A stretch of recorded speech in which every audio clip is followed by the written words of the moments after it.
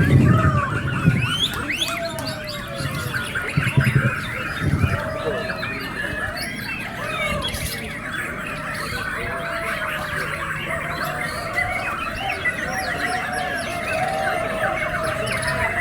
selamat datang kepada perlawanan Nasio Burung dan diorang sekitar Bendera Jati di Bagadong.